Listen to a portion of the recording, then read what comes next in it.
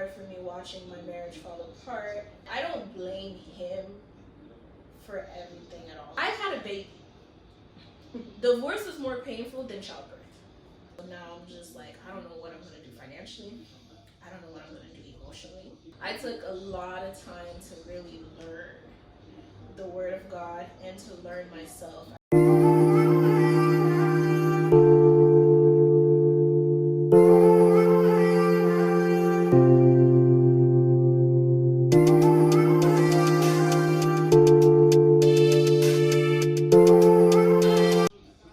Hey guys, and welcome back to my channel. As you can tell from the title, today we're going to be doing a chit chat with my sister. This is disgusting.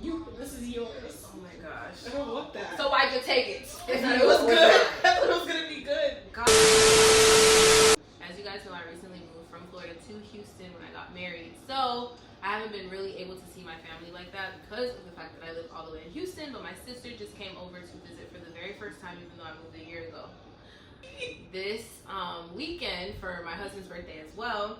So I told her that you have to sit in front of a camera and talk to the camera in my room with me for at least 30 minutes. And that's what we're doing now. We're gonna do a cheers. What are we cheersing to? To never drinking that again. Whatever. Cheers, cheers. I was really asking. I don't think people understand how different I am from you. You are pretty different.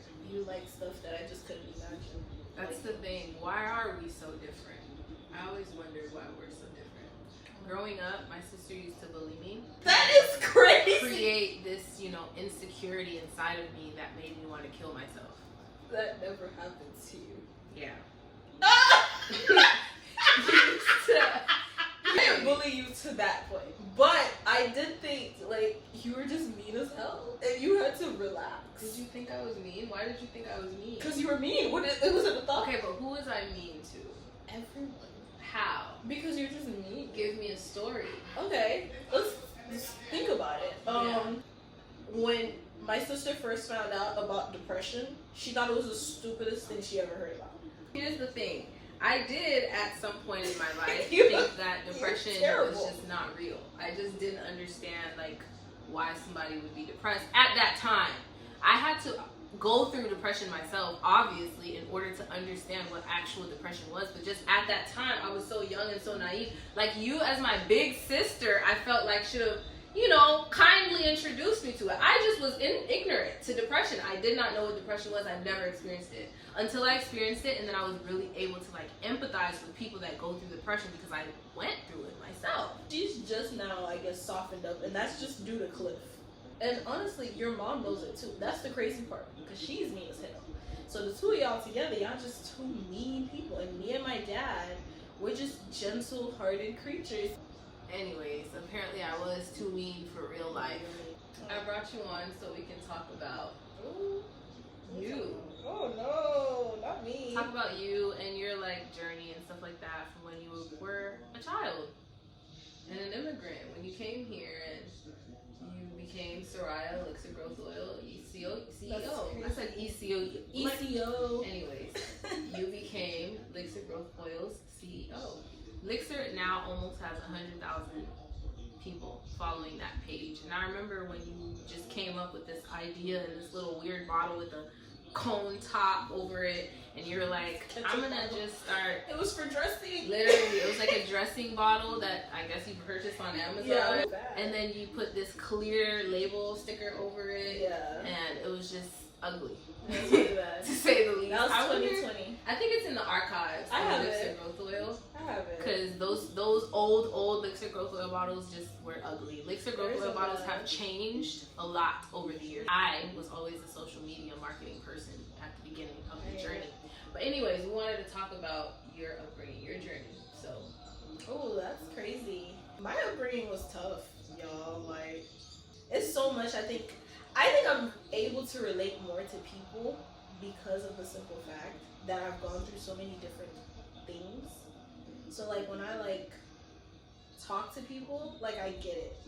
People are like, oh well, I feel you, but I don't get you. I get you and I feel you. So that's always been crazy. But when we came here, I was 7. Was I 7 or 6? You were 6. I was 6? Mm-hmm. That's tough. Yeah. I thought I was 7. I was You just 6, turned 6. and I got like, I peeped really early that we ain't getting no help. Like it was kind of, I think I was 6 or 7 or 8 when I realized that we're not gonna get much help here, and we gotta go figure this thing out.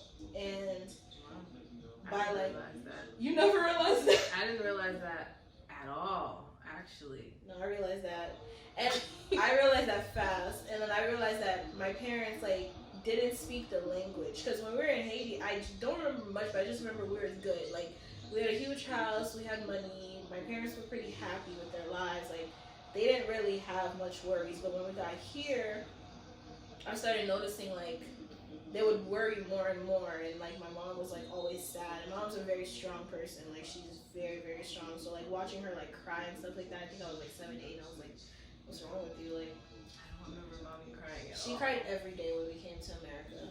Literally every single day. Wow. Because her transition was crazy because she never had to take care of her own kids by herself. She told me that, yeah. Yeah, because like we had like 2 maids, cousins galore, and then her mom. So she was never really a mom. So can you imagine, like you have 2 kids that you never had to like. She told me that she never knew how to do hair. She never used to carry us. She doesn't even know how to carry a baby. Yeah. I realized how bad it was when she never breastfed. Yeah. She never did. Do you remember the first time she carried Kasai? She really, it looked so awkward. Yeah, she doesn't really know how to do stuff with kids because she always had somebody to help her do stuff with kids. She doesn't. She kind of is like you in that sense. Like she's not really intertwined when it comes to like taking care of her. Like there are some mothers that wouldn't be like, oh, I don't want to have anything to do with that. There are moms that want to be a part of that, like me. But you and mommy are just like, no, just I raise think the kid. Me and mommy are similar in the fact that we're okay with losing some sentimentality for logic. So it's like with me when I first had my baby, I realized fast I didn't know how to take care of a baby. I was what? We're jumping, but what? How old was I? I was 23. I was 23 when I had my child, and I realized very fast I didn't know what I was doing. So Elixir is my second 6-figure business. My first 6-figure business was I was working in Primerica in life insurance and investments with my ex-husband. And at that time when I had my baby, I realized that I wasn't going to really be home enough for me to lock in the way I wanted to. So I suffered the loss of like a lot of the first of a lot of things for my son, but I wanted him to be good financially, so I was willing to trade it out. And I think my mom is the same way. Like she's willing to lose like sentimental moments for like long-term gain. So by like 8 I peaked we had no money. And then by like 9 I kind of peaked that we didn't know what we were doing. So I think 8 I was starting to learn how to pay bills on my own for my mom. Oh yeah. I learned how to start calling. You were 8? I was 8 or 9. Okay. I'm learning this story just like you guys are. Yeah, so I started learning how to call and pay for bills at like 8 or 9. By 10 I knew how to steal cable. Because we couldn't afford cable, so my neighbors had cable, and I figured out how to configure the cables from their house and get a splitter and watch exactly what they were watching into our house, because we didn't have cable. That's how we got Disney Channel. I stole the neighbor's cable. What? What was I doing during this time? An idiot. A complete Shut up. imbecile. I was younger, but I was apparently the baby of the house naive of life, and because I did not know none of this stuff was happening. Like I'm so serious, I had no idea. So then that started happening. So then I kind of started getting I started experiencing anxiety around 10 or 11. Like I didn't know the name of it, but I kind of knew I wasn't feeling great. Because I'm like, oh my god, the bills are due. Mind you, I'm 10, so it's like, and in all honesty, like some people like blame the parents, but no, don't blame them. They really didn't speak English. Yeah, like, and they could not handle. It's like okay, so say you're 30 right now, or even like 25 right now. Yeah. That's nothing compared to them because they're like in their 30s and 40s. But like, say you're 25 or 30 right now, and everything you know up until this point, everything you've built, everything you've accomplished, you have to leave it right here and go move somewhere else and become a baby, essentially. Become a newborn baby in a state where you don't know the language, you don't know any person, you don't have the job, you don't know the country, you don't know anything, and you're 40. You're like being reborn at 40. Yeah. So it's like there's nothing essentially that you can do. You can try, and they did, which is part of the story, so go ahead. No, so then by like, because the anxiety really started to eat me alive, but I never really I never knew how to like diagnose it or anything. I was 11. By 11, like I just was happy to get help. So I think by 11 was my first experience with like a predator. So like when I was, even now with my son, like I'm so extra about my kid because of that experience. Like every time my son gets home from daycare or school, I check his entire body. Like for bruises, for anything. I watch how he reacts to certain people because of that experience. Because my parents never experienced that. Like they never experienced somebody like preying on a child. So like that was like my first experience with that. Like somebody I was offering to help my family, but really was like taking advantage of me. And that lasted from like I was 11 to 14. I remember I was so, it wasn't even like, I was really bad around that time. And you have to, I always tell like my friends with kids, because I always have older friends, I would say like watch your kids, like once they change, if their personality shifts like crazy, like they become a whole different person, something is wrong, like something's going on. Because from 11, I just turned into the worst person ever. So I was, and that's when she was talking about some, she was getting bullied. No, she was getting beat. Like, I was bad. I was a terrible kid. Like, because I was just so angry. I was angry with my family because this person would threaten to, like, hurt them or hurt themselves if I told what they were doing to me. I was really jealous that, like, my sister still had her innocence. And I was just like, I just felt like people weren't allowed to complain because they weren't experiencing what I was experiencing. So I was just really angry. And it's like my parents, like they'll tell me to do something. And it's just like, I felt like they should have noticed, like automatically what was going on. And I was just angry with them. Like even people that like, oh my God, your dad is so sweet. You guys have such a great relationship. Like for a good amount of time, I'll say from like 11 to like 18, I would not touch my dad or talk to him. Like I'll talk to my mom a little bit, but my dad would try to be affectionate with me. And I'm like, get the hell off. Like I just wasn't with it. And he never really understood. I knew it hurt him a lot because I remember he would say that he's like, I don't understand. Like my daughter just doesn't like me, and my mom would just think I just don't like them. But they didn't know like what was going on. And I think it was when I was 15, I finally like told my mom what was going on. Because she begged me to eat, and I had spent like 2 to 3 months in my room depressed. And then she was begging me to eat, and I was just like, I can't eat because this was what's going on about. And of course, they got rid of this person expeditiously. But I kind of thank my parents for this because I watch now like how it is for like a kid or a child to go through a trial and trying to put their predator away and stuff like that. And I think it was a hard choice for her to like choose between like, are we going to like go pursue this and put this child through all of this, or are we just going to get rid of this person and try to get this child help? And I just wasn't ready for that to be so public. I wasn't ready for the questions. I wasn't ready to have to answer the questions like what happened, where did it happen, how many times, and all that. So I kind of thanked her for that. But after this experience, I went off the handles. Like I was done. I remember from like, that was like 15 through 19, I only identified myself through like men. Like I only knew like who I was based off of how like a man felt about me. And it wasn't like, oh, you don't have your father's love or anything. Like if you meet my dad, I got father love. Like I got daddy love. I'm good. It was generally just like, I was 11, so the majority of my personality was being created in that time. So I was going through a lot of depression, all that stuff. You know, I was suicidal attempts from as long as I could remember, from like 15 to like 20. Like just my mom would notice. And the thing with Haitian parents, if you know this, is like they just kind of, everything's hush hush. Like, oh, you trying to kill yourself? Oh, crazy. Let me just hide the pills right now so you don't try that again. But she'll never like bring it up again to like make you feel embarrassed. But I remember one time I was looking for an aspirin. I couldn't find it anywhere. I was like, bro, where are the aspirins? And I seen she just had like, she went to the deepest place of the house to get me an aspirin. I was like, why are the aspirins so far away? And she's like, you don't remember when I would leave pills around, you would hurt yourself? And I really disassociated myself with the memory. So I was like, okay, I guess, whatever. But like, I try to brush it off too, because I could see it kind of did hurt her. That's how far she had to put aspirins. But that's how bad it had gotten. And she did try to give me help, went to therapy and all of that, but they offered me meds, and the meds made me more depressed and all.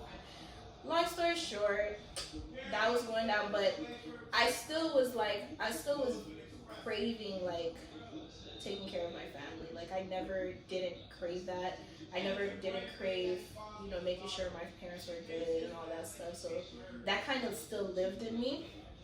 So let's say I made sure like I graduated high school super early. So I was supposed to graduate high school at like what? How old do you graduate high school? 18. I graduated high school at 17. I think I had just turned 17 when I graduated high school. I did 9th and 10th grade online during the summer.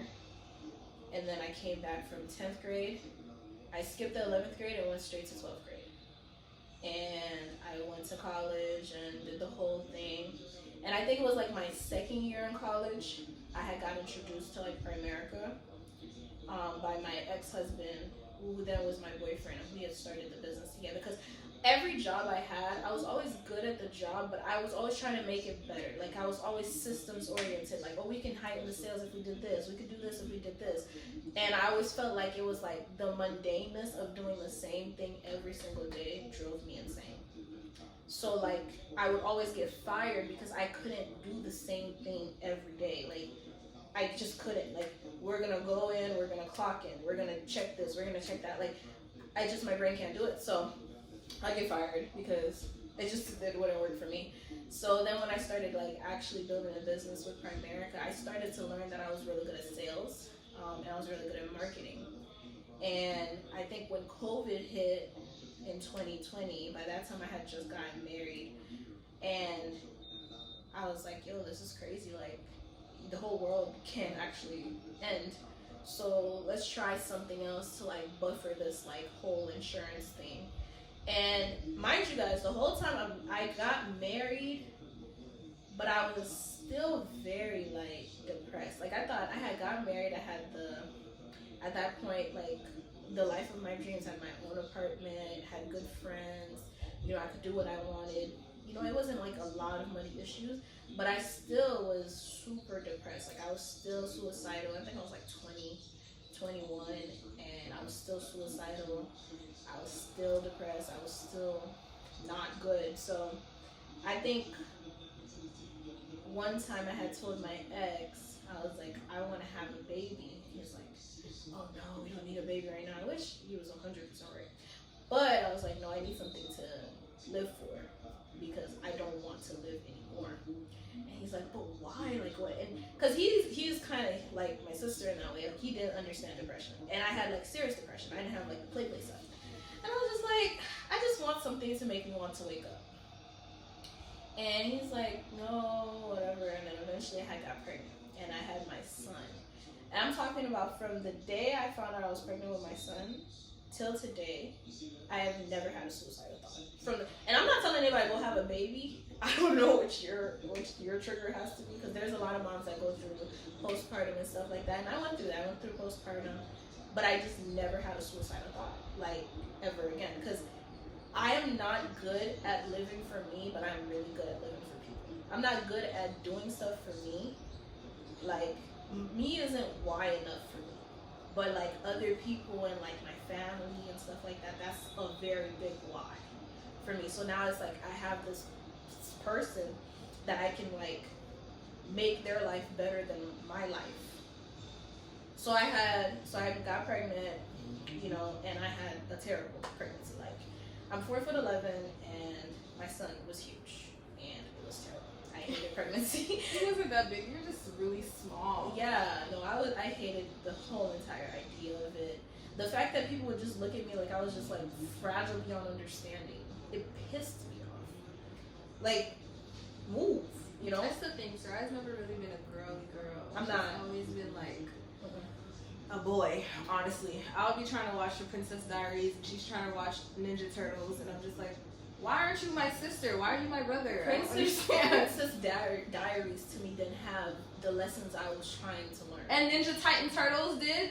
I feel like you only caught one show. I didn't No, watch you this watched all the boy shows. You watched Johnny Test. You watched Yes. Jimmy Neutron. You Good watched show. all the freaking Casper's Friendly Ghost of the Emperor's New School. I don't know. You were watching every Casper's Friendly freaking Ghost show. of the Emperor's You were New watching School. every show that's not girly. I And don't to like me at the girly shows. time, I wanted to just be a girl with a sister, So- but I was a girl with a brother. No, but the truth of the matter is, I just love to learn.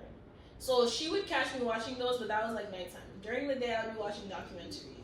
Like, I just wanted to know facts. Like, I like facts. I like, did you know that this is the tallest mountain in the world? Like, did you know? Boring. Like, no, I was that. She kid. didn't want to watch documentaries. I wanted to Girl. watch documentaries. I wanted to know how they died, when they died, how many. Can we people just they watch a left movie? behind. Can we watch a I don't rom-com? like that Can we stuff. vibe? I hate rom-com. Can we enjoy Why is it? ourselves? Why is it romantic and funny? Why are we learning all the time? We I- just learned in school. Because we were broke.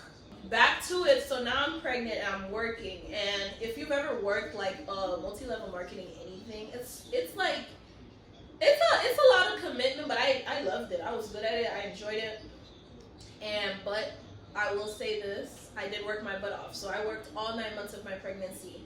Then when I did have my baby, I went back to work 7 days later. I had a C-section, right? And then I'm sick. Like, I am motivated to get up. Like, I don't need a lot to want to get it done. Like, I just tell me what we're trying to get done, and then just give me like 6 months. I'm gonna do it. She's a production junkie. Yeah, She Yeah. thrives off of productivity. I'm thrive off of results. Like, I'll call her and Yeah. she'll literally just list out all of the productivity she did for the day, and I'm just like, okay. That's how I feel better. So now it's like I have this, baby, and he's precious. He's so beautiful, and I don't know what to do with him. So at that point, luckily my ex's family, they were very involved, and this was the first grandchild on both sides, so we had a lot of help. But it did break my heart a lot because I don't think they really understood why I was working so hard. Eventually they did get the point, but like they didn't understand why I was working so hard. So I dealt with a lot of mom shame and a lot of mom guilt. Plus I was postpartum, and then to say the least, my ex wasn't very receptive to emotions. Like, he wasn't very emotionally available. He wasn't a terrible person. He's just not emotionally receptive. He doesn't understand emotions. So I'm going through these extreme highs and lows from pregnancy. Plus, we're working 12 hours a day. I'm missing the milestones. He crawled, he flipped over, he said mama. Like, till this day, my son has never called me mama. But he calls me mom, but not mama. Like, that fun stuff. So, but I felt like it was a necessary trade out at the time. Until this day, I still think it is, because a lot of it made me who I am now. Fast forward, I realized in my marriage, I didn't love myself at all. Like, and I think he knew it too. Like, I think it was at a point, and this is the thing with men. Men know your weaknesses and they know your strengths. So you have to be very aware of how much you give and how much you keep.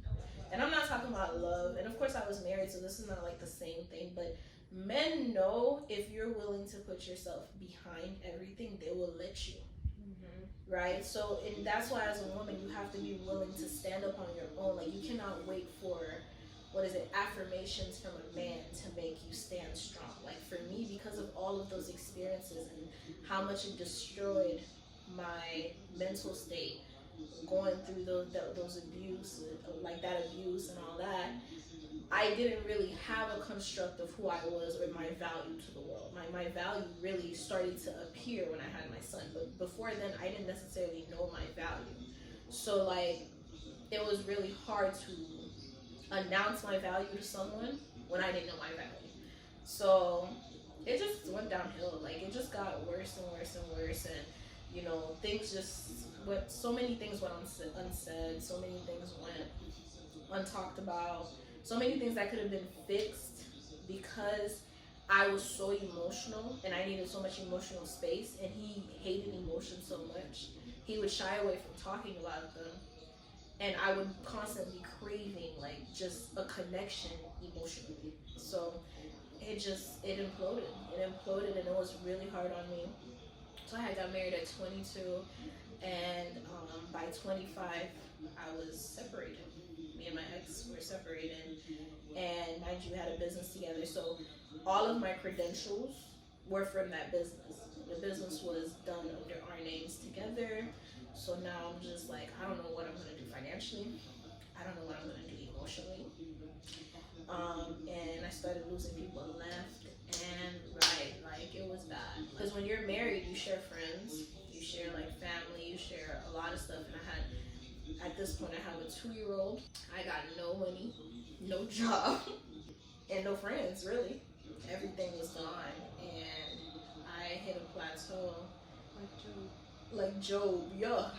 Everything was gone. Like, everything I idolized. And I think that was what God was teaching me. The spirit of idolatry was really high in my marriage, in regards to, I idolized my marriage, I idolized money, I idolized accolades, I idolized friendships and relationships. And all of that had to come crashing down for me to come to God. And I tell people this all the time. They're like, oh, how did you get your relationship with God? I'm like, God's gonna get you one way or the other. It's either you come to him willingly or he come and grab you. And in my situation, he grabbed me, and he kept grabbing. Like, he held me and he just started walking. He even let me get up. He just started dragging me. And it was crazy because my life was fine until I started craving a relationship with God. Then God had to remove all of the things that were not of him in my life for me to have the relationship I have with him now. And that is hard. And it's not for everybody. Not everybody is able to survive that transition. And that's why I did my ebook, Surviving Transitions, was to talk about how to process that, because that pain is heavy. Like, imagine in your old life where you're used to smoking and drinking until failure, as in until you can't open your eyes no more. You're used to having, sex outside of marriage. You're used to, oh, okay, well, this person slept with this person. There's nothing wrong with that, whatever.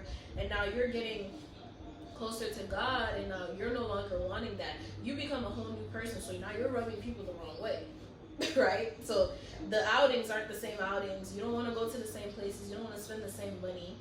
And you're rubbing people the wrong way, and they're also rubbing you the wrong way. So the friction gets a little crazy. And then adding into the mix just your issue with identity. Like, you start to self-destruct a little bit. Like, you don't really know, like, am I doing this right? Like, now people think you feel like you're better than them. It's like, no, I'm just not really into it anymore. It was really hard for me watching my marriage fall apart. And I don't blame him for everything at all. I actually don't believe you can fix anything not taking ownership of it. So when people were like, oh my God, I can't believe, because he asked for it to end. And I'm like, oh my God, I can't believe, da, da, da. And I'm like, no, I actually can't, because nothing happens by accident. And at that point where I was at with God, like, he wasn't ready to get there, and I wasn't going to be able to tug myself to that level and tug him too, because I needed to get up, and I wasn't getting up fast. And then not only did I have to get up, but then I had to get him up too. And of course it would have worked if we were both willing, but everybody has their own dream. So I took a lot of time to really learn the Word of God and to learn myself. I started learning attachment styles. I found out I had an anxious attachment style, which means that I had a weird way of believing that everybody was going to leave me, so I would do anything to keep them. And I had to change my attachment style first. I had to change my attachment style. I had to change how I saw myself in Jesus. I had to change how I saw myself with my family. And I had to transfer my value for myself from just money and what I can do for people monetarily into, like, what do I bring to the kingdom of God. So that was a huge transition for me. There was a lot of fasting, a lot of prayer, a lot of crying. Like, I remember the first time, like, my sister and her then fiance seen me, like, bawl during the divorce. Because if you've ever been through pain, you haven't been through a divorce, just thank your lucky stars, because that is the most painful. That I had a baby. Divorce is more painful than childbirth. It is the worst, like, slew of emotions one could feel. But it was a blessing in disguise. Like, who I am now, and it's sad because I always say this. I'm like, dang, I feel bad for the people that knew me before Jesus, because they just don't get to experience this version. Like, this is the best me that's ever been. But after everything, after me and him separated, and you know, I found out some things that really broke my heart. It was a lot. It was bad. But long story short, I had left him with $30, right? I had $30 somewhere, and I bought my son a can of milk, and I cried for 3 days, and then I got my butt up. Yeah, so the camera died. Why'd you say it so fast? And the camera died. We had to switch phones, so we're talking about Elixir and So pretty much we started. I started just slinging oil out my purse, like, and I did that for at least 4 to 5 months, where I just literally didn't know what else to do but to just go. Like, I was just going. I literally had one thing in mind. If I could just tell as many people as possible about my hair oil, it was gonna blow up. And I think by the time I stopped, we were at 11 locations in Broward and 1 in California, just selling our oil. I think we hit almost 15 locations. And I like to tell people, like, God will work with a willing vessel. Like, if you are a vessel that is willing, like, he will provide. So I was willing to put in the work. All God had to do was show me the opportunities. And there's no man, woman, or anything that was going to stop me from doing what I needed to do. And I found purpose in the pain. And fast forward now, you know, Elixirs worldwide. We're getting orders in Dubai, you know, United Kingdom, everywhere. Yeah. And, you know, because I live this life that honestly, I don't think we ever lived. We definitely did. Because I live a good life. I remember when she just went through her divorce, and we were still trying to figure out what we're gonna do. I think it was like maybe a couple of days after she like left her house and left everything that she knew, and we were trying to go to the beauty supply so that we can get the merchandise into the stores and stuff. And before we went in, I recorded a video of her so that in front of the store, basically saying that, you know, her product is gonna be in there before we even went inside. And I remember her being like super sad, and like she was just crying obviously at the house because it was just a couple of days, and she was shaking and she was scared. But like, I just told her, hey, you know, like, it's fine, like, you can do this, whatever. And I recorded the videos for her, I edited them for her, and then we went inside. And my sister has really good persuasive skills, so she was able to like sell her oil to everybody inside of those beauty supplies one by one. And now for her product to be in all of those stores, it's only because she did all of that one by one. Like, I watched her do it from the first store all the way up until the 15th store, and like selling it online. Now she has my dad, who she just took on board to be a employee of her company, and now he makes deliveries. He restocks the beauty supplies, the hair salons, the barbershops, and he makes deliveries to the UPS store, so for the online purchases. So it's just something that has grown in front of my face throughout a trying time, but it just shows you that your circumstance does not dictate who you are. And even my circumstance, which I'll tell you guys that story in a whole nother video, but my circumstance didn't dictate who I was. So I'll tell you my testimony soon and very soon. But it's a God thing. Like, when God is doing what he has to do, he's gonna do what he has to do, and you cannot let your trauma shape you, like, especially in a negative way. Like, and I was saying this to like one of my friends, is like, okay, like, when you went through all of this with, like, you know, your marriage, and now you're 20, you know, you're 25, 26, you're probably gonna want to date again. Like, would you do it all over again? And yes, I would get married again. Yes, I would. Yes, I'm willing to date. Like, I don't let bad situations change my perspective on what I believe. Like, I believe there is somebody out there that God has ordained for me, and I have to be patient and make sure that I'm doing what I need to do to make sure that it goes the right way. And everybody deserves to be happy, because it's never as hard. Like, God answers prayers. He answers them fast. You just have to become the person that you're supposed to be to get what you're supposed to have. Because he has no issues giving you anything. He says in his word to ask and you shall receive. But at the same time, are you ready to accept what you're asking for? And if he gave it to you tomorrow, would you be able to handle it? Would you be able to steward it properly? So that was a lesson that we both learned in a very trying season, but it brought a lot of good fruit, a lot of good results. And now we're on a much nicer side. I would say my sister is happy all the time. I've yet to see her cry in a very long time. I've yet to see her be sad in a very long time. So it's a very big a very big milestone that we've reached, because it was really tough having to watch your family member just cry like that all the time and like go through so much agonizing pain. But I can definitely say it was a God thing. Every step of the way was definitely a God thing. And sometimes we're just not in control. We're not in control of our lives. We're not in control of our outcome. We're not in control of anything. But at the end of the day, it's a good thing that we're not in control, because the person who is in control knows everything, and he's always going to have your best interest at heart. So you can rest assured with that. And it's purposeful that you go through the hard parts so you can know how to find the good things. Do not identify yourself With the bad things. with the bad And things. with the trauma. Exactly. Trauma isn't forever, but God's joy is.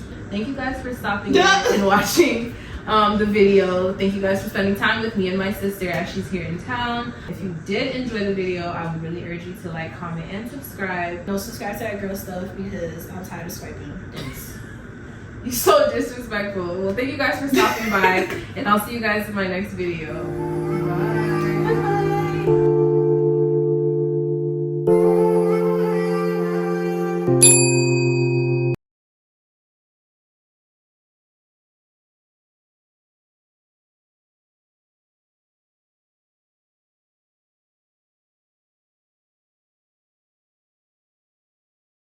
Bye.